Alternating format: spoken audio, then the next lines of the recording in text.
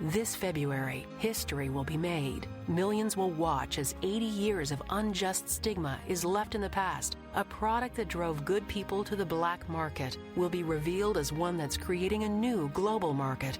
This February, what inspired the symbol of counterculture will at long last be seen as just culture. The new normal is coming. Will you be one of the first to see it? Visit medmen.com to watch an exclusive preview.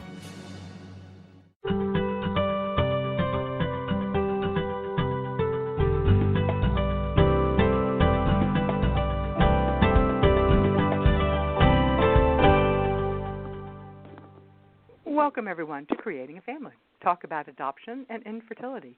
Today, we're going to be talking about foster care, specifically if you are thinking about becoming a foster care provider, foster care parent. I guess you could also call it Foster Care 101. As you guys probably know, this is a topic I care very deeply about. I think you're going to love the show. I certainly did. Here's a sample of what you're going to hear. If they've given their best to the child, then the love that they have felt for that child, the child has known it. And that child will be better off for the rest of their life because of that. This show is brought to you by Creating a Family, the National Adoption and Infertility Education and Support nonprofit. You have just, I guess, maybe 2 weeks left to grab your free copy of our new e-guide on adoption announcements. It has really been well received. It is, you know, as somebody said, called it was charming. Some of the announcements are adorable, heavy on pictures, lots of pictures that you can see for how other people have announced, how they've chosen to announce their adoption. We give thoughts to when you should announce, how to announce, and things such as that, including if you are adopting an older child, you know, how do you want to change the announcement to reflect that, to be respectful of information and things such as that. It is free until the end of January, so grab your copy now. You could grab it by going to our website, creatingafamily.org, hovering over the word resources, click on e-guide, and then click on that specific e-guide, Adoption Announcements. The Creating a Family radio show is underwritten by the Jockey Bing Family Foundation. Their mission is to strengthen adoptive families through post-adoption services. As their founder, Deborah Waller, says, she's both the chairman and CEO of Jockey International, as she says, one failed adoption is one too many. You can support their mission by buying an adorable bear or a warm, cozy blanket at their website, jockeybingfamily.com. And we thank them for their support. Today we're going to be talking with Irene Clements about foster care. Irene and her husband were foster parents for over 27 years. They fostered 127 kids and adopted 4. She is the executive director of the National Foster Parent Association. She also serves on our board, and we are so fortunate to have her. And Irene, every time you and I have talked, we go on so many tangents, and we so enjoy talking. I can't tell you how much I'm looking forward to talking with you today about foster parenting and how to become a foster parent. Thank you so much for sharing your expertise with us. Well, I'm just honored to be on. You know, we are going to start as a logical place to start is at the beginning. I guess that's redundant, isn't it? So we're going to start at the very beginning on the deciding stage. So what is the first step that a person should take if they're thinking about becoming a foster parent? I mean, what do they do at the very? So they're thinking about it. They've heard about foster parenting. They're curious about it. What do they do? What's the first thing they should do? Well, they need to look at their motivation. You know, what is it that's drawing them or driving them to considering becoming a foster family, and get a good understanding of what that reason or reasons are. Well, what's a bad reason? I mean, a good reason is I like kids. What's a bad reason? Yeah, a bad reason would be I heard that there's a lot of money in it. We hear it all the time. All those foster parents just do that for the money. Yeah, you do hear that. They have a bad rep. That is absolutely not the truth. But so yes, there can be some bad reasons. Another bad reason is that perhaps one of the adults is a pedophile. Mhm. Yeah. Well, that would clearly be an awful reason. Okay. So there are bad reasons why some people try to become foster parents. So what would be a reason that if you're thinking deeply and you say, okay, what would be a reason that you would think, okay, this is a person who should go forward and consider foster parenting? Oh, there's a million of them. I mean, there really are. It's individualized. It depends on the couple or the single person who's contemplating, becoming a foster parent. So, in our case, we had infertility issues, and kind of the natural process for us was how then can we get kids in our family, even if they're not forever kids? And that drew us to foster care. Now, we were blessed 4 times during that period of time with children that we were able to adopt and, make a forever part of our family. So, but there's religious reasons, there's give back reasons, there's all kinds, and they vary as much as the people themselves. And so one of the things that people need to be aware of is that when they get to the point where they're talking to a particular agency that they feel they want to work with, that agency will start asking a lot of questions about their motivation. And that's why I say know what your motivations are. Before we move go off, in there, because they're going to want to know that. And before we move off of motivation, certainly something that we hear a lot is, I want to become a foster parent because I want to adopt. And often what we'll tell people is that certainly about 25% of the children who enter foster care will end up being adopted, usually by their foster parent. So it certainly happens. As you pointed out, it happened 4 times to you. Although on the other hand, you also fostered 127 kids and adopted 4. So you need to look at the odds. We tell people that there are over 100,000 children in foster care in the United States today that their parental rights have already been terminated, and they are legally free for adoption. They are literally waiting for adoptive parents. So if that is your primary, overwhelming motivation to adopt, then you need to, one of the things you should consider is why not consider one of those children who are legally free. Now, the average age of those children can go anywhere from 6 to 8. It depends on the year, but say around 7 is the average age of the child that is legally free. There are also a lot of sibling groups. So I think it's important we get that question so much. There's nothing wrong with wanting to adopt the child that you are fostering, but your primary goal as a foster parent is to help heal the birth family. That's what. Yeah. Okay. So that's probably a good motivate. I mean, that's a good thing for us to get out at the beginning, and often, and if you don't think that you can wholeheartedly embrace that role, then probably fostering isn't your best bet. You probably should consider one of the children who is legally free, because then you're not fostering. You're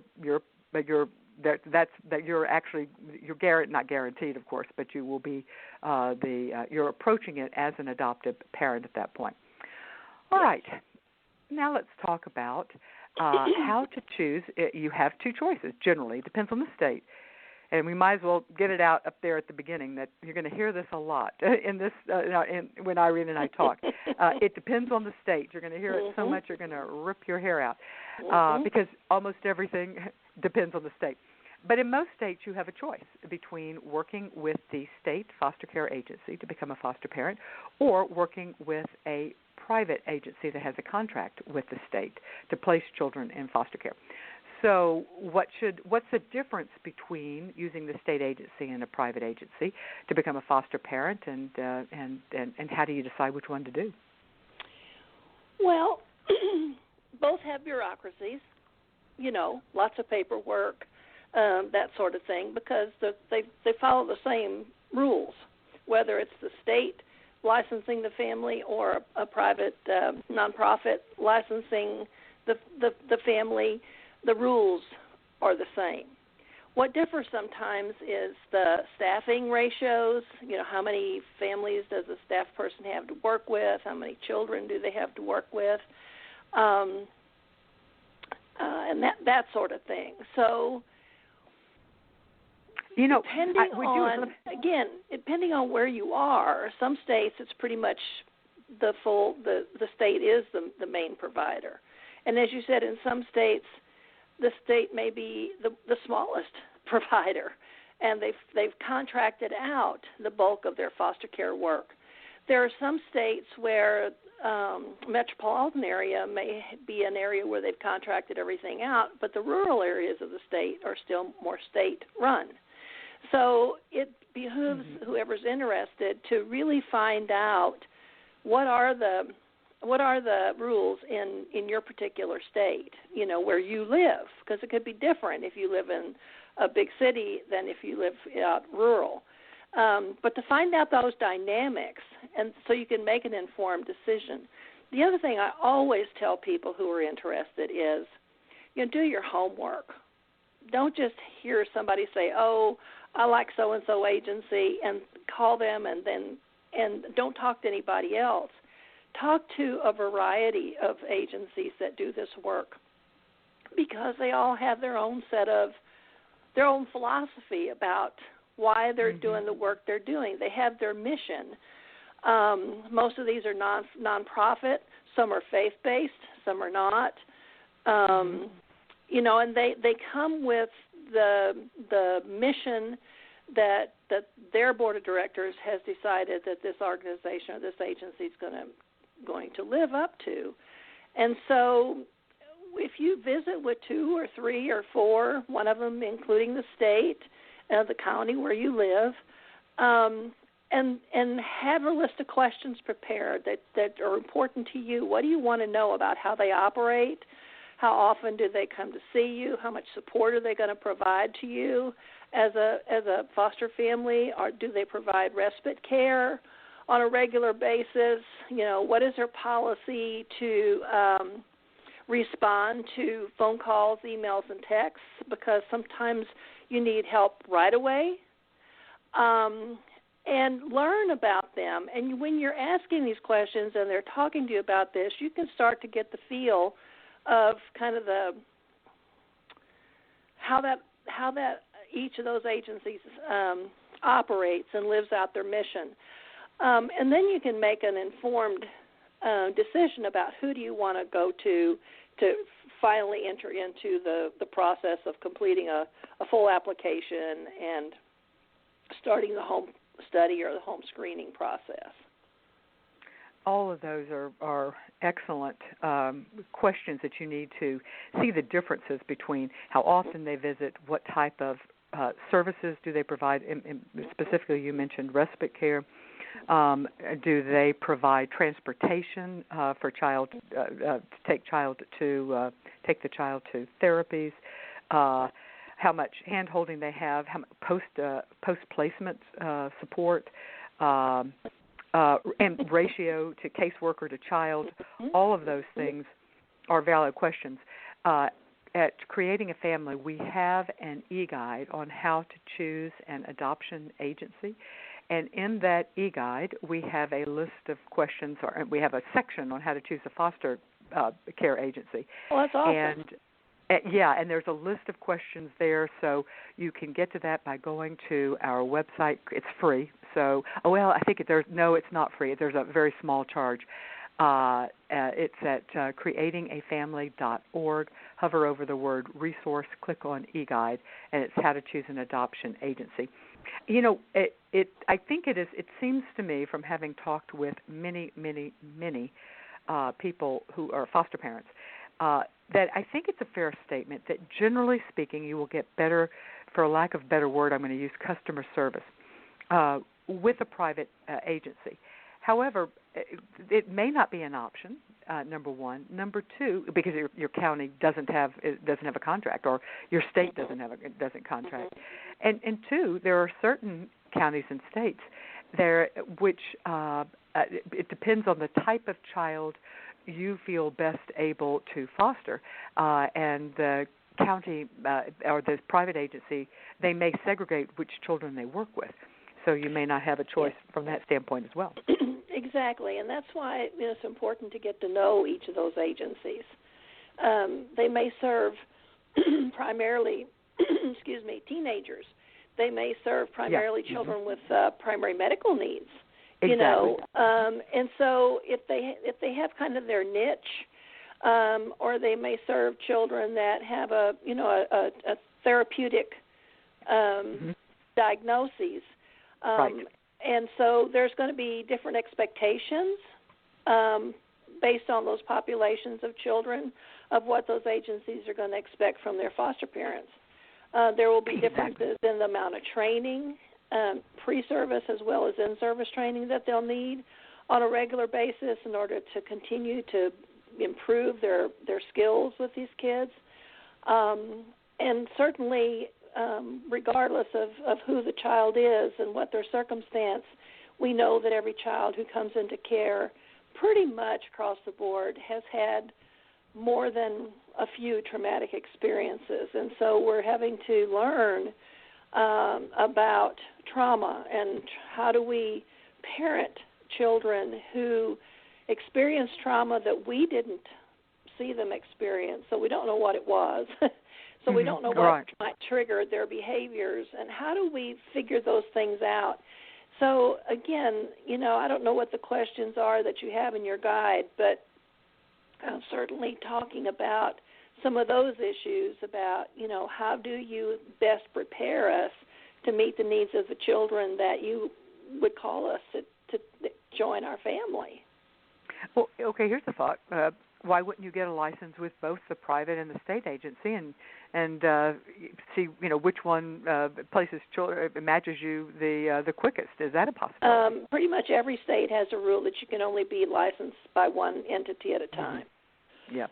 I don't know of any state that's any different. Right. Exactly. So and not to say that the first agency that you choose and you go with will be the one that you stay with. I mean, you may find out over a period of time that they're not meeting your needs, or they may tell you you're not meeting theirs, and then you have to go through a process of saying, well, I'm going to go find another agency. But that's hard. I and it is hard. Because you've got to go through the training again, generally. Although if you use the exact same training, and certain states require that it be the exact same training, you may not have to. Yeah, okay, but it's not necessarily an easy one. Oh, no, it's not an easy thing to do. Right. And the other thing that people need to remember is if you're currently fostering children and you decide you want to move to another agency, you have to know what the rules are in the state there where you live in or the county you live in to know, if I make that decision, do those children move with me, or can the agency I'm with say, no, those children were placed with our agency, we placed them with you, we're going to keep them and put them in another family. Then, that's a disruption to those children. So certainly that needs to be taken into consideration because we really, really, really don't want to disrupt children when they're, with a family that has already said, I'm going to be here for you.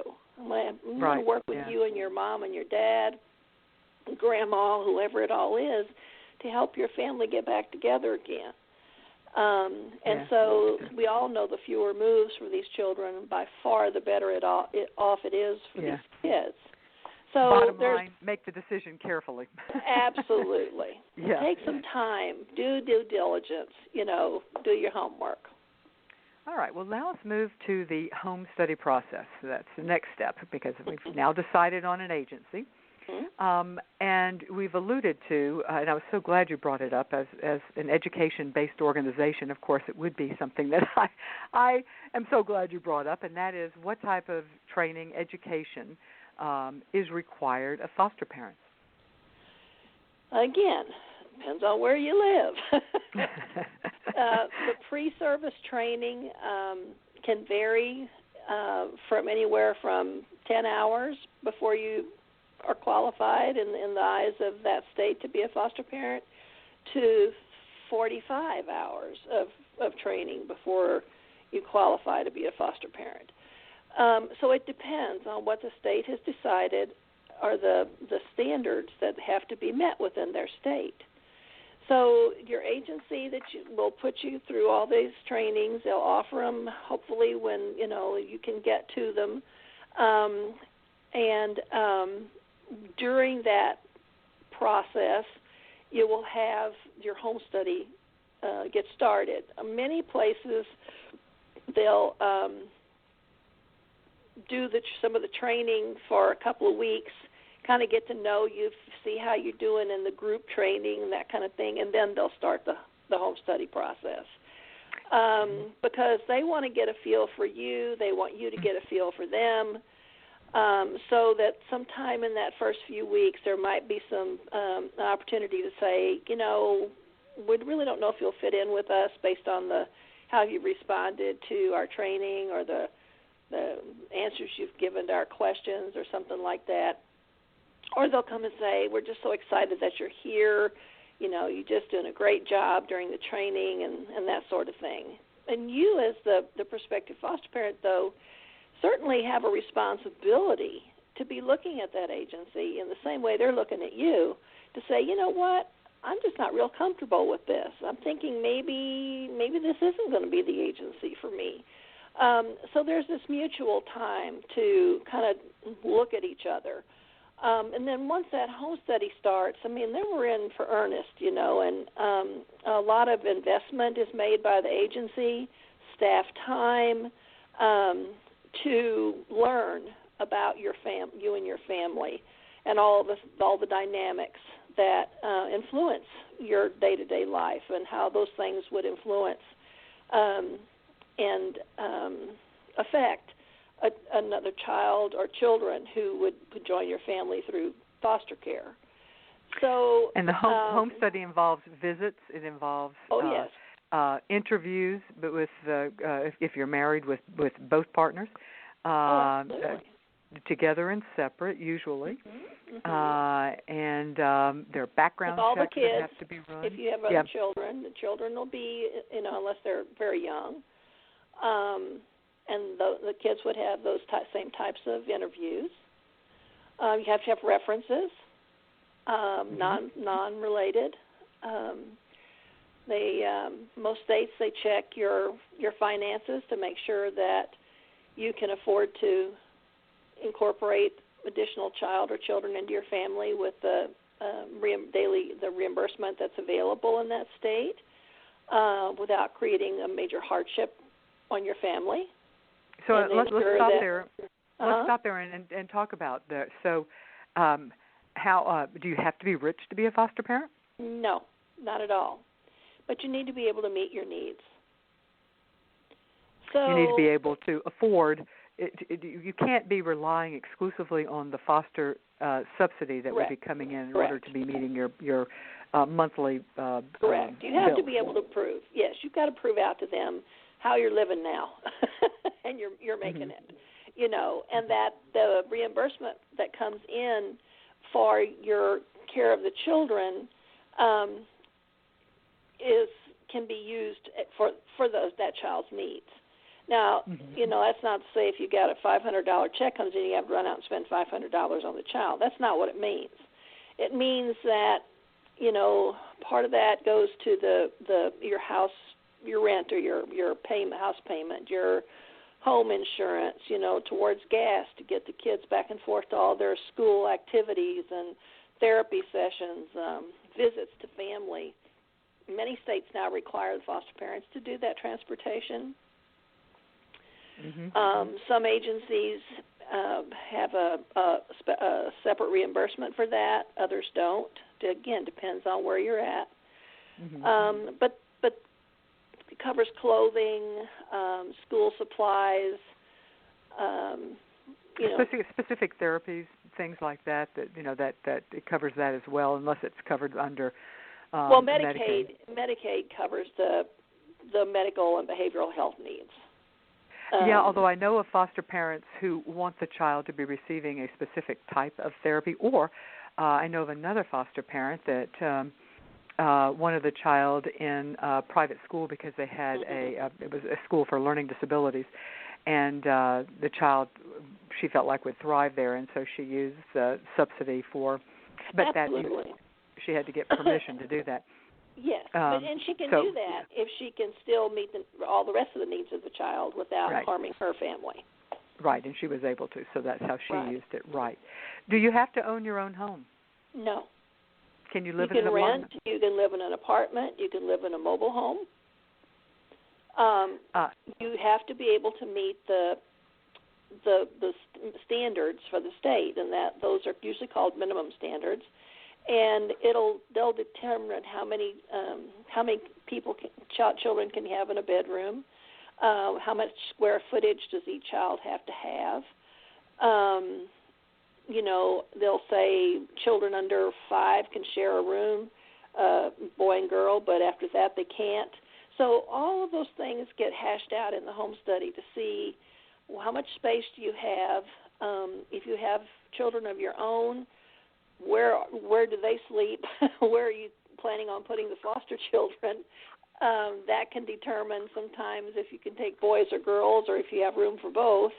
So it's a process that has to happen while they learn about you and how your makeup of your family and how your family operates, so they can then make some decisions about what children can be placed into your home. So again, not a lot of people live in mobile homes, but some certainly do. But you don't have to own your home. You don't. You can be a renter. They're going to want to know that you have, secure, maybe a lease or something, so that you're not just going to lose your home. And then what do you do with these kids? Kind of situation. Yeah. Do you have to be married? Can you be single? No, you can be single. Absolutely. Can you foster if you work full time? Yes, many foster parents do. What occurs then is the age of the child. What do you do if the child's preschool age? How do you get the child to school if the child's school age? Who's there when school's out if you're still working till 5? What arrangements will there be for the safety and care of the child in your absence? Will daycare be covered? In some states, yes. They try to cover daycare if they have enough money appropriated by their state legislators to do that.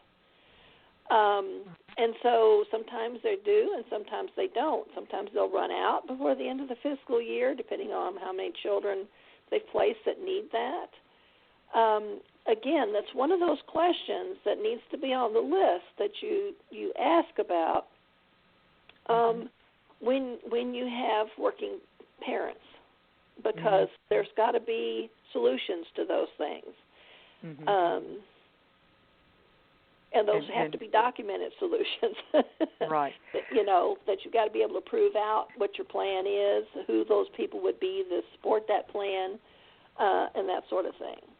And oftentimes for daycare, I know we get calls in at our national office a lot about, I got the child, they said I'd get daycare, but it's a month and they still don't have an opening. I don't have any more time off. I don't know what to do.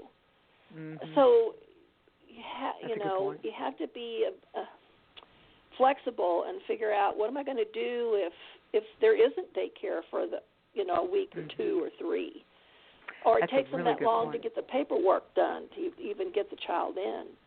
And you can't get them on waiting lists way in advance because you don't know the age of the child that you're going to be getting. And right. So you're not able to think in advance, and as with a pregnancy, you can say, well, in 9 months I'm going to have a baby. So in 3 months after that, I'm going to need daycare. You don't have that luxury. So if you are LGBTQ, can you adopt from foster care? Sure. Is there any state that you know of now that prohibits that? Not statewide. I mean, there may be agencies within that state that contract with the state to provide foster care and adoption services that have policies that are based on maybe their religious beliefs. So when you go into looking for an agency and you fit into that category, then you need to ask those questions. What is your policy on licensing and adoption for the LGBTQ population? Because they'll need to tell you up front. And the Supreme Court has said some things about, well, if you don't do it, then you need to be able to provide them with the names of 2 or 3 other agencies that they can go to and become foster and adoptive parents. I guess the bottom line with this is ask all of these questions up front because, as you're pointing out, you need to make certain that you're working with the right agency, and you don't want to go through the time and effort of the education and the home study and then find out afterwards that, oh, wait a minute, I have 5 children living at home and the state requires that there be no more than 5 children in the house, that type of thing. Exactly. So find out, make sure you are up front. The good news is that agencies also don't want to spend time with families that aren't going to ultimately qualify. So they're going to be, the very first meeting, they're going to be asking some of the really general questions that will help you figure it out. All right. Now, moving on to the next step, which is the matching process. So how much information do you get on the child? And does it really happen that you're going to get a phone call from the child's caseworker? And at that point, how much information do you have, and can you say yes and no? Obviously, you could say yes. In an ideal world, you would all right, get well, let's talk ideal. Well, okay, you would get all the information they have available. So part of the dilemma becomes, is this the child's first placement or not? If it's the child's first placement because the child has just been removed from their parent or parents, sometimes they really don't have much information. They're there, they're in a crisis mode. They put some of the kids' few of their belongings in a black trash bag, and they're out the door. So nobody really found out a whole lot about the child because, and oftentimes the parents are so distraught or so angry that they are unable or unwilling to provide additional information. So if you get a call for a child like that, you're probably not going to know much. If you get a call, you'll know gender and age. In general, sometimes the age is a guesstimate. Yes, even that can be. That can be tricky sometimes. Not often, but occasionally. Especially so with a young if child, it's a child that they call you for that's been in foster care and for whatever reason is no longer going to be able to stay with their current family and they have to move, they should have a lot of information to give you because they have everything they've learned about the child during the whole case. They have everything the foster family has learned about the child while they've had that child. So they should have great information. You don't always get it, though, because people are in a hurry. They need to place 3 more kids in 3 more homes, and it's 6 o'clock at night. They haven't had time to transcribe the information, that sort of thing. The biggest thing is oftentimes they try to say this child has to have a placement right now. We need to place this child this afternoon. And you don't, and what you say back is, are you sure? Because every child ought to have a pre-placement visit. I mean, that's best practice, has always been, that they can come, visit who you are, see who you are, you see who they are, and they'll come back the next day for placement. Or the worker takes them to a local ice cream shop and they have ice cream for 30 minutes and then they come back and at least they've seen your face before, right? There are practices that will help make this child's joining of your family much more successful. What typically happens is that, no, it's an emergency, we didn't have time to plan this, the foster parents they're with right now just called and said, get them out right now, or I'm bringing them, leaving them in your office, which is a horrible, horrible, horrible thing for me to say, but it happens. Mm-hmm.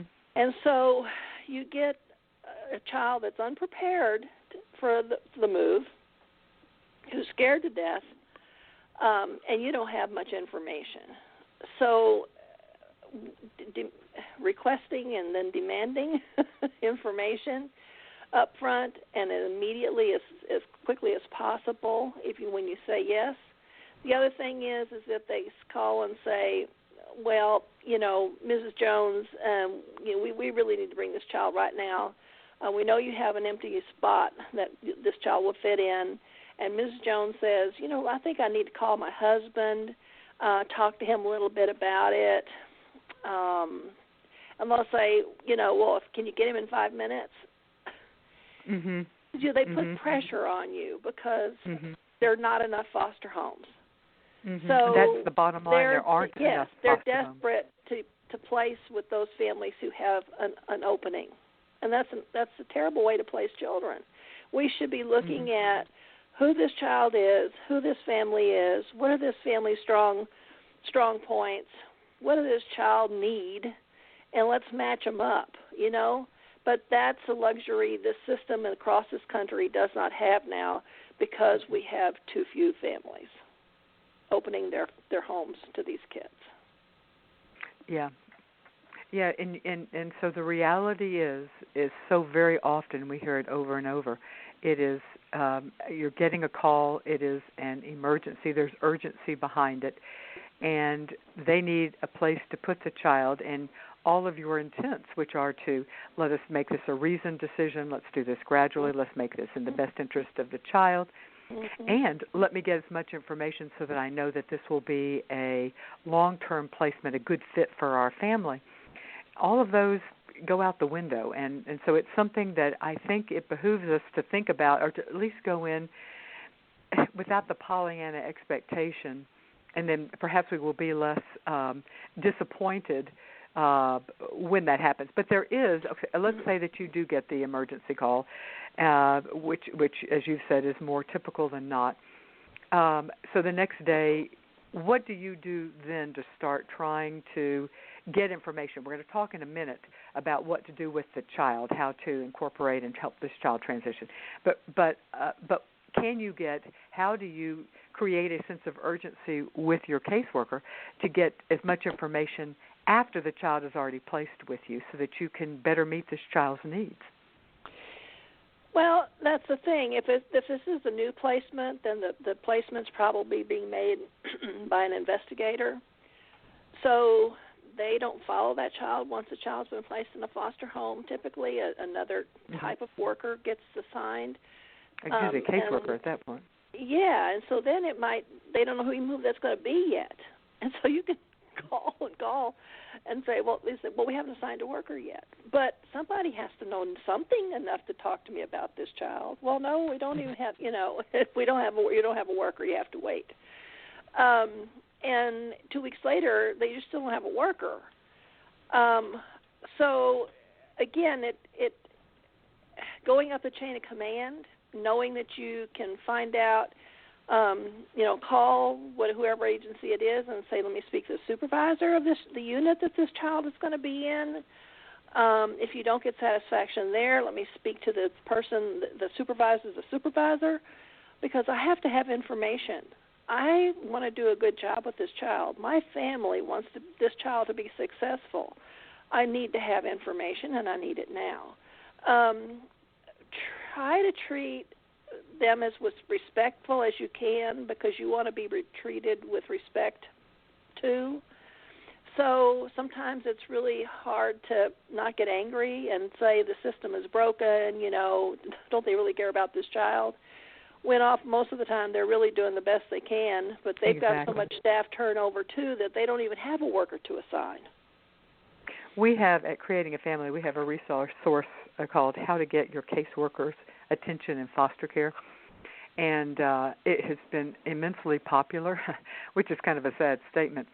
but it does give you some specific things you can do, and cautions you about being respectful but being assertive. And so you can just Google that, or it's a resource that will be attached to the course, but it will also, you can just Google it and Creating a Family, and you will find it.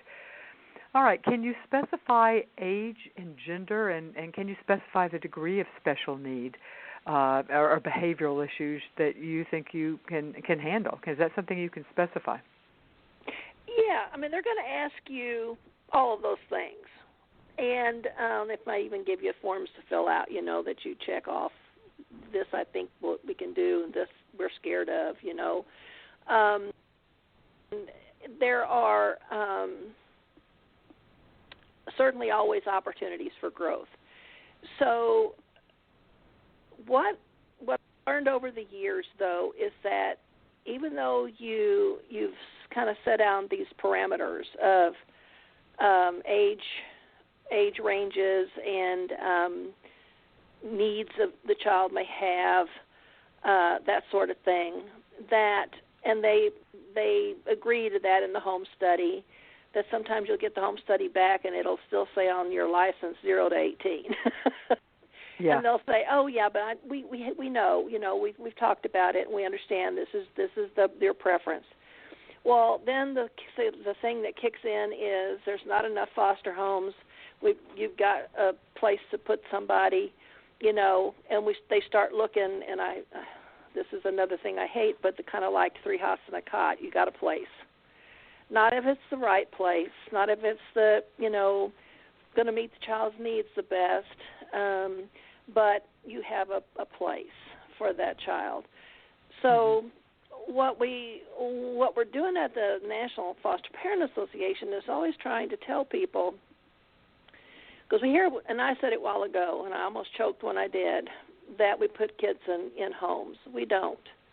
We place children, and they really don't place them. We have children join families. Families heal. Homes don't. Homes put a roof over your head. They keep you safe in the rain, but they don't heal children.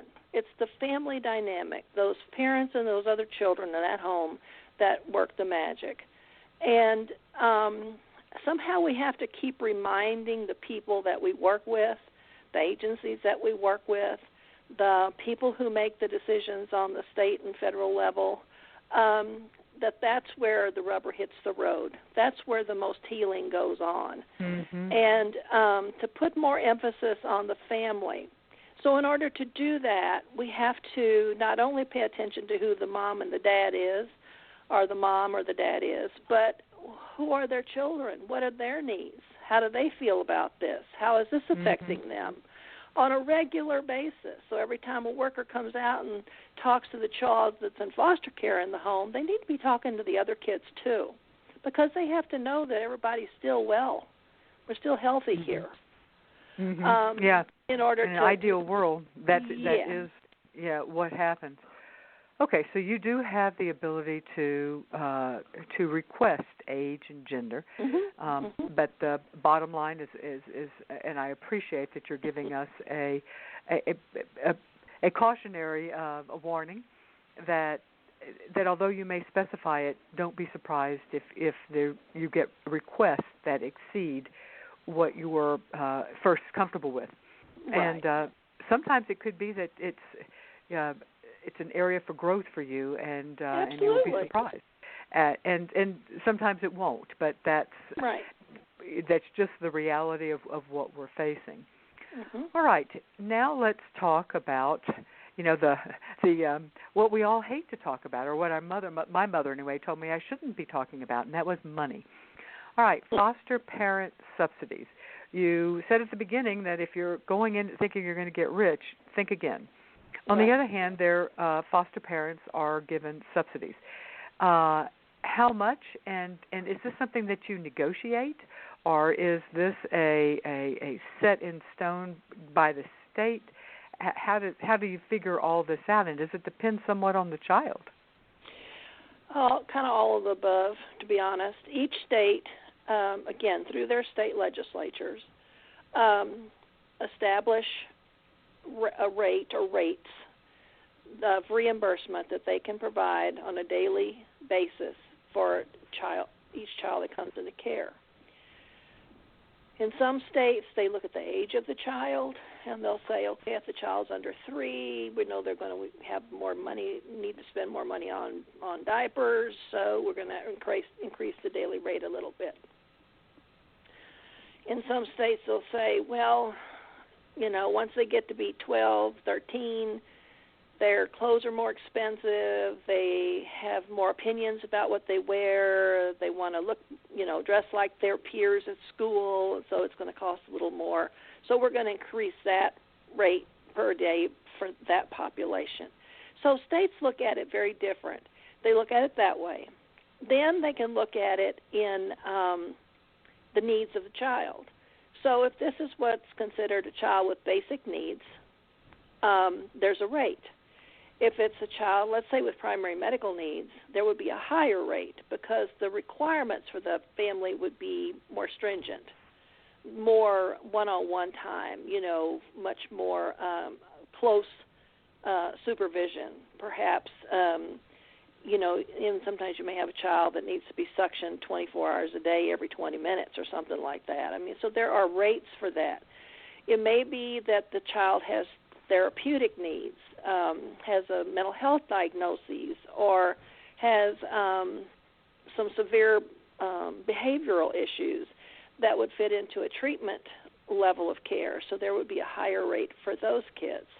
So it depends on how the state has decided, or the county government, depending on if you're in a state-run or county-run government state, how they have decided they're going to fund the needs of the child and what that's going to look like. Is there any wiggle room, though? So far you've talked rarely. about what the – okay, so that's the bottom line. The there's state, no there is going to be an amount. Yeah, there's no negotiating. Okay. There's no anything like that. So so when you walk in the door of any agency and, they can tell you what the rates are that day. And they usually stay that way for a year, but set by fiscal year, again, by the state or county government. Some of the money comes from the federal government, right, through funds that are earmarked for children in foster care. Additional funds then are general revenue funds from the state or county that gets blended in. And so they take a look at all of the pots of money that they can draw from, and they figure out what do they have for that year to fund children in foster care. And they're not only funding the child in the foster family, but they're also, if the child's being served by a contracted agency, they're having to fund that agency per day for that child as well, to pay for their staff, to pay for their foster home supervision of your family, to pay for all the training that they have to make sure that you get every year in-service training, the supports that they're providing for you, hopefully the mentoring that they're providing for you as a family. So there's a lot that goes into that. So the bottom line from a foster parent standpoint is find out up front. I wouldn't make it the first thing out of your mouth because I do Correct. think it's important that it not be, the perception is that that's not your primary thing. But it is something you can find out. It's for the most part not a negotiable amount. Correct. And so now with adoption, that's a different issue if you're adopting a child from foster care. But for fostering, so that's something to find out in advance and make certain that is something that works for your finances. All right. Now, what I want to shift now, because quite frankly, when you were talking about, a child either being immediately removed and is sitting in their caseworker's car or the investigator's car if they've been removed, and they're calling around, the child may or may not be hearing the phone calls, trying to find a place for this child, and the child then shows up at your house. Number one, if they've just been removed from there, but even if they're leaving their foster family, This is a traumatic moment. Everything in this kid's life is topsy-turvy, unless, as you've mentioned, in an ideal world, we have a long lead time. The children visit, they visit, then they come back, and then they spend longer periods of time, and there's a gradual transition. That's a different issue. But as you point out, very often that's not what's happening. So we've got a child coming into our room that has experienced trauma on other levels. Most likely, children are not removed from families without abuse and neglect. So this child's already experienced some trauma, and the very act of being removed and being dropped on your doorstep, so to speak, is traumatic. So let's talk about some tips for families who are dealing with a child who has just been brought to your home and less than ideal transition situation. What are some thoughts of what foster parents can do at that moment to show compassion to this child and to help this child transition?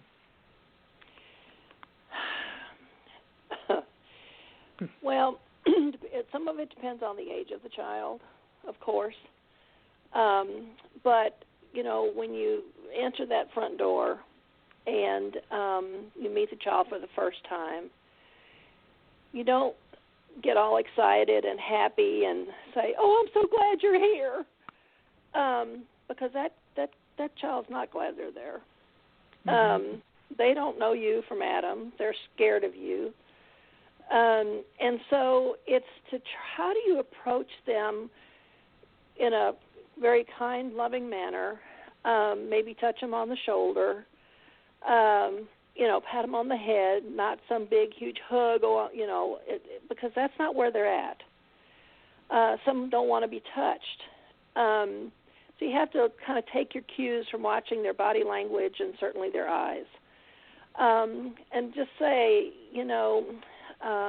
Miss So-and-so called and told me that you were going to need a family for a while to help with your situation. And our family has agreed that we want you to join our family now, and we're all going to do everything we can to help you and your family get back together, because that is what you're there for. It's to help reunify a family if it can be safe. And at that point, that child needs to know that you're going to work on their behalf on that, because they don't want anything in the world more than to go home. I don't care how bad they've been abused. Mm-hmm. And so exactly. That's what they know.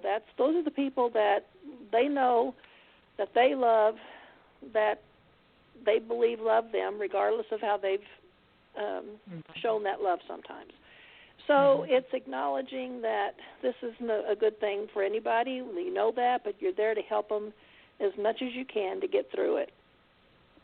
And then it's wonderful if you can have some cookies baking or something, that smells good, and say, I need to talk to Miss So-and-so for a little while, and why don't we come in here and let's get some cookies and milk. And say, Miss So-and-so, would you like a cup of coffee with your cookies? And if you have other kids that are at home, say, this would be a good time maybe to introduce you to our children that live in this home, and then you introduce them and everybody has cookies. I mean, it's how do you try to make that child feel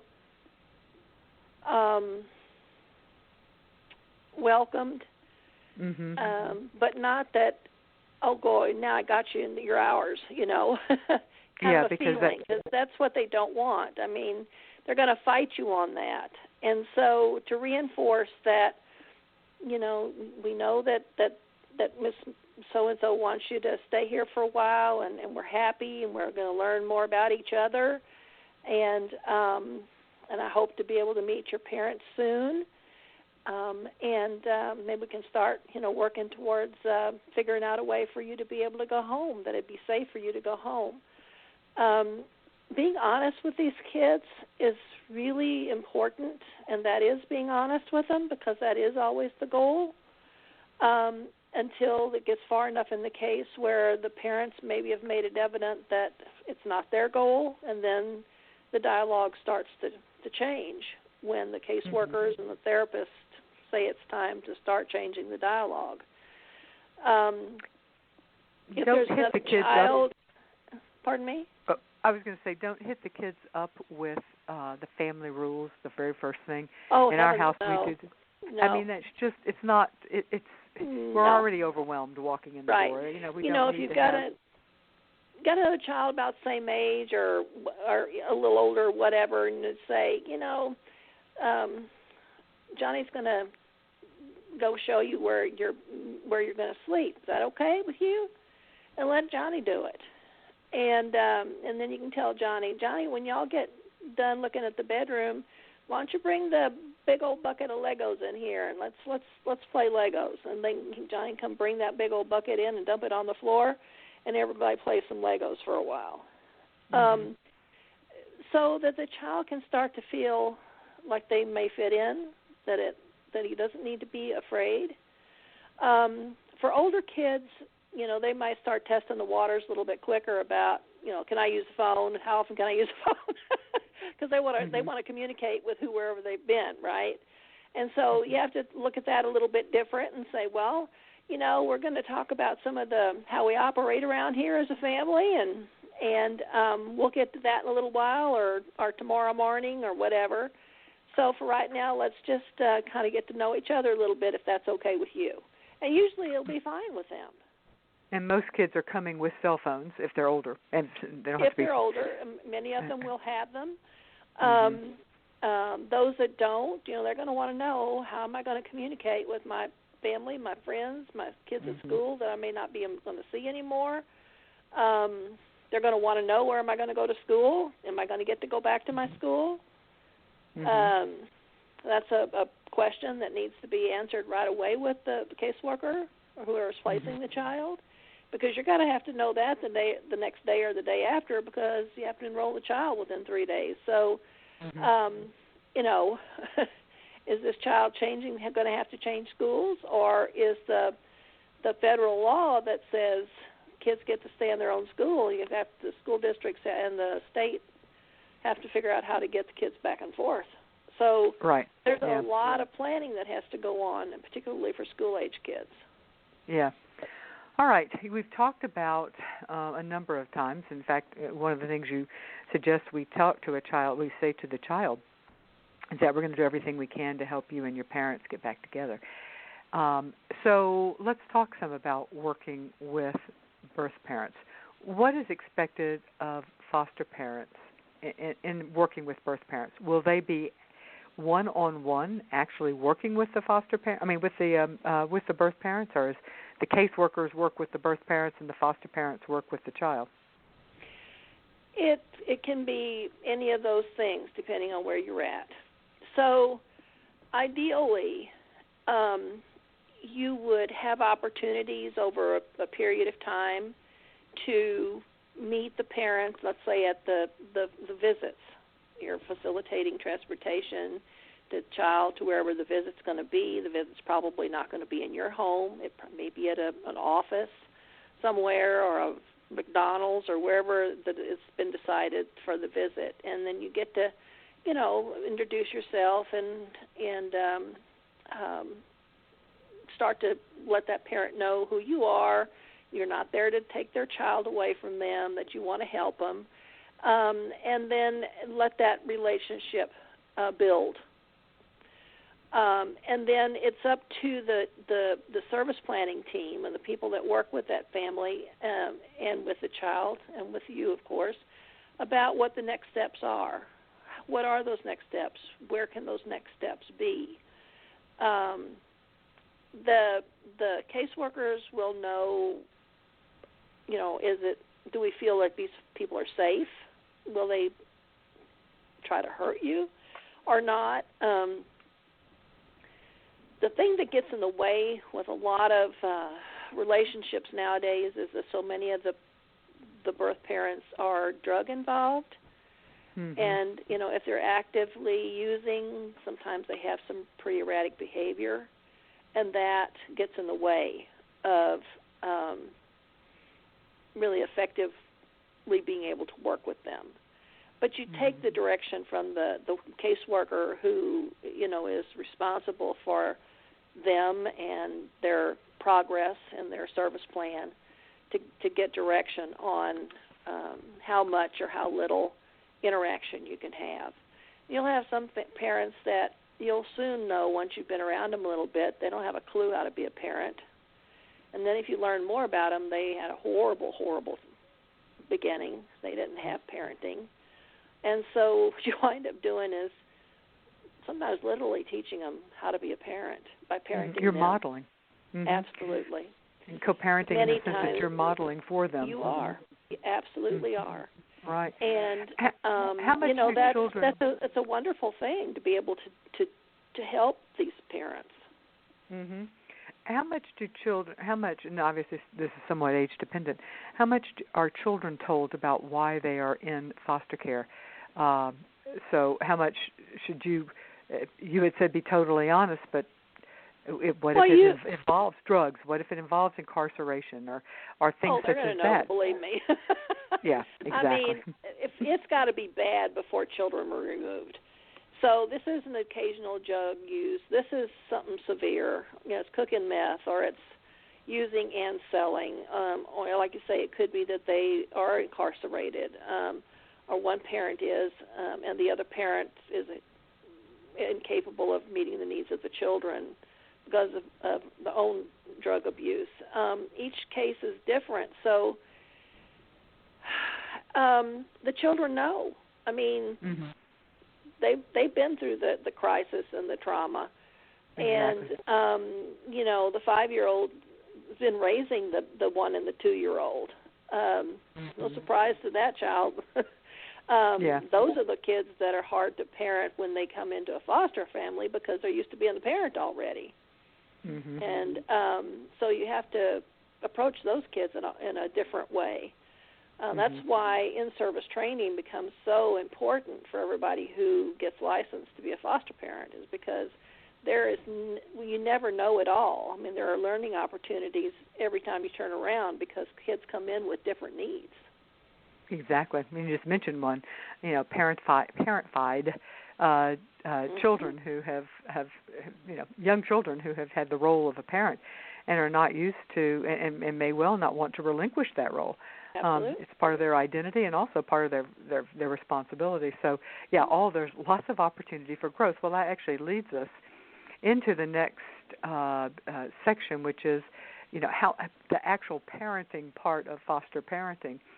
How much training do you get as you are a foster parent?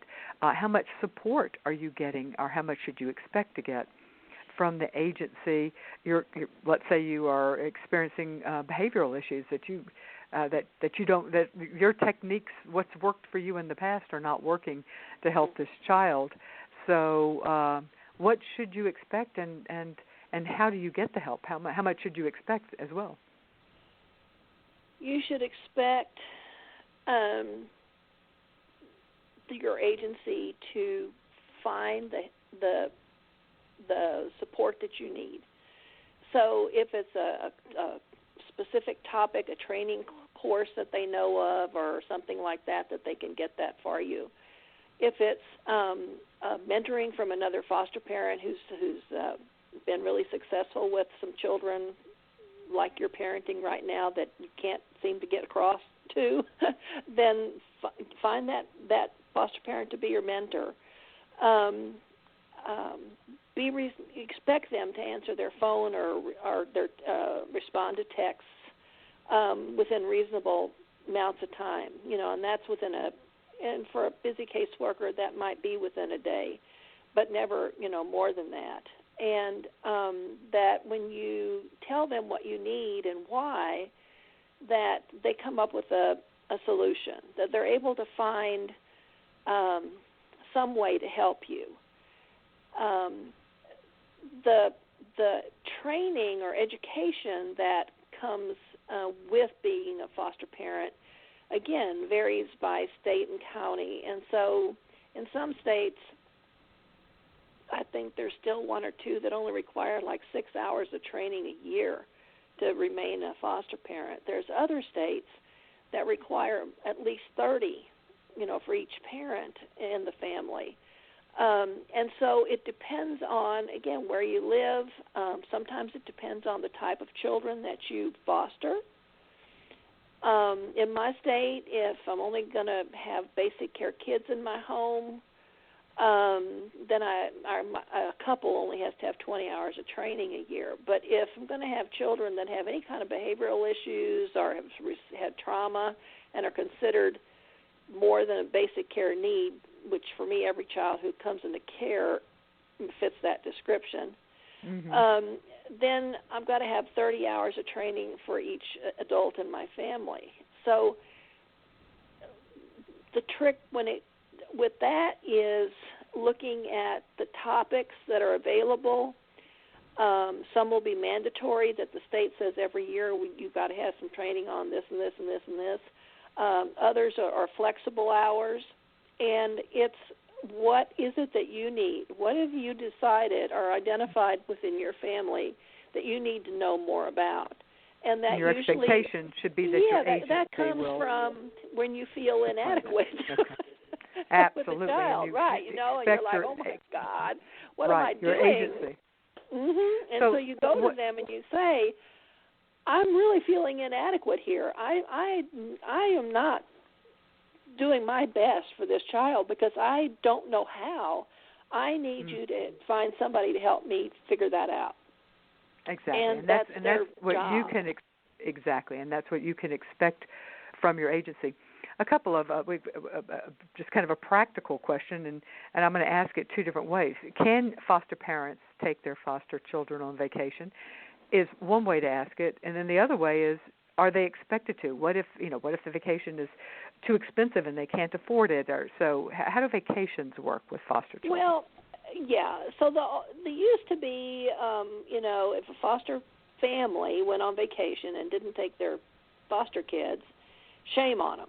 How dare they not treat them like family? Mm-hmm.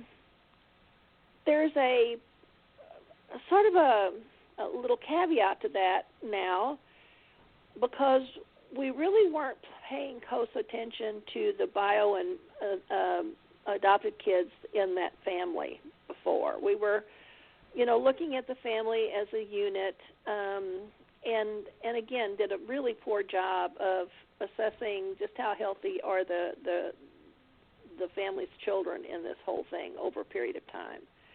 And so there are some folks now that talk about, maybe finding respite care for the children in foster care, and that family unit getting away and, just kind of being back to that nucleus again and kind of refreshing their relationship as a family. Now, if the child in care is one that ultimately could be adopted by the family, and that looks like the plan and all that, then it's certainly better to take the child on the vacation. Foster kids need vacations too, so if you can go with the kids, go with them. Okay. And then you will be encouraged to take, if it's out of state, all of that is certainly something that can be arranged and can be done with foster children. Okay. Yes, but usually you've got to know enough ahead of time to let the child's caseworker know that they're going to have to be able to talk to the judge that is over that case. And the judge is going to have to sign authorization for the child to go out of state. Okay, so the answer is kind of generally yes, it can. You just need to find out what the requirements are. Yes. All right, we have time for one. one. They can go out of state for 3 days, but not more than that. Or so it depends on where without you live. permission. Okay. Correct. We have time for one last but very important question, and that is, how much say do foster parents have in what happens to the child that's in their care? Not enough. I'm going to say that real honestly. And again, like you said at the beginning Spoken of the like show, a true foster mom. I hate to keep saying it. It depends on where you live. In some states, the foster parents are included in everything. You're included in the initial staffings. You're encouraged to be at every, federal law says you have a right to be at every court hearing, and you have a right to be heard. But in practice, in some areas, the judges don't want to hear from them, or the caseworkers say, we don't want you in there. And I'm always suspect of those folks about why not, because the foster parent knows the child better than anybody else and has the best input. So if you have a judge that will talk with you during the court hearings, or you can write them a letter, kind of a report prior to the hearing that'll read it. That's wonderful, and kudos, and every foster parent should be doing that.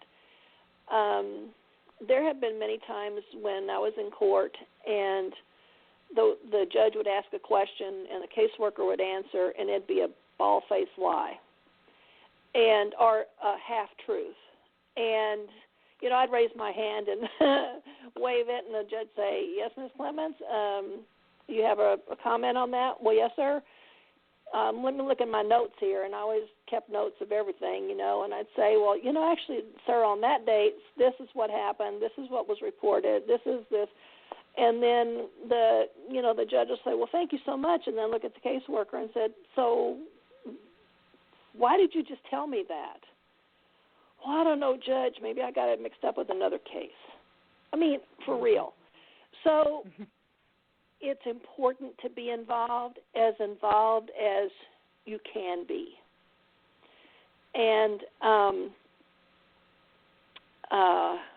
because you do, as the foster parent, you know that child absolutely better than anybody else, because you live with them 24 hours a day, 7 days a week, and you care about them, and not that the other people don't, but you make it a commitment to do this as a volunteer. Nobody else in that realm is doing that except maybe a CASA as a volunteer. So what you have to say is important. And if you respectfully put your input in, figure out a way to get it done, you will be asked more often to provide information, because they will start to trust you, know that you're not there just to be push your own agenda, but that you really are there for what's right for that child and that child's best interest going forward to permanency. But ultimately, if the caseworker, let's say for instance, decides that family reunification is going to be the plan for this child, a foster parent, what can a foster parent do in that case? Let's say, assuming the foster parent disagrees. Or vice versa. Again, the caseworker assumes adoption. Yeah, go ahead. Yeah. Okay. So, in my state, if I've had that child in my home for 12 months, I can go to the court and ask for standing. I can get an attorney and be a part of the case, and represent my interest. In other states, you can't do that. In Colorado, I think after 3 months you can do that. So again, it depends. So if you don't have the avenue to, at a certain period of time, have standing in a case or be able to ask for standing in a case, you go up through the chain of supervision at the agency and with the state. You try to talk with the judge as much as you can. You talk with the child's attorney ad litem and ask the attorney ad litem, do they agree or disagree with the plan that the state has put forward. Certainly if the child has a CASA volunteer, to talk with that CASA volunteer about the pros and cons to what's happening and try to get your point across. You can influence. You have influence, because there's ways that you could, even if it's not, if your state doesn't honor it doesn't have a legal requirement for you to have influence, but there are things. And of course, one of the questions that we started with is, will I be able to adopt this child? And I think we answered that at the beginning, but I'll circle back and say that generally speaking, if the majority of children end up reunifying with their families. However, it depends on the year and depends on the state, but somewhere in the neighborhood of around 25% of the kids will end up being not being able to reunify and will not be placed with extended family, because generally the preference is to reunify with the birth family, and if not, they seek extended family members to do a placement. But about 25% of the time, the child ends up being adopted by a non-family member, and the vast majority of the times when that happens, the foster parents are the first ones considered, or given the first choice, or That's considered typical. first. Yes. Yeah, that would be that doesn't. Right. And sometimes the foster parent says no, because they don't feel like they're a good fit for the long term, or they're simply not. They didn't get into this to be parenting again. They're too old, or they already have other children, or whatever. So the answer is yes, but that shouldn't be necessarily your primary goal. Or if it is your primary goal, just accept that chances are good that the first child and the second child, even that whatever is placed in your home, will not be there permanently, but that, to be honest, most people I know who go into it with the intent to adopt are eventually able to adopt. They just need to be patient, and they need to know that and they have to honor the fact that they have to go in with the honest intent to try to help heal the family. That's right. So, yeah. And if they've done that, if they've given their best to the child, then the love that they have felt for that child, the child has known it. And that child will be better off for the rest of their life because of that. And I had a foster mother tell me one time, and they were adoption motivated too, and she said, my heart looked like a patchwork quilt before we finally were able to adopt, but I wouldn't have changed anything at any point over this journey.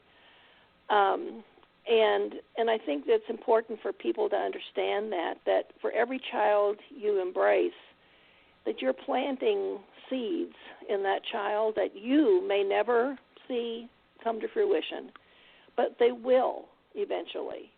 And for those that are around long enough to see kids come back 15, 20, 30 years even, like we are, and you see these kids that people wrote off as nothing, that they were never going to be anything, are these incredible, awesome people now.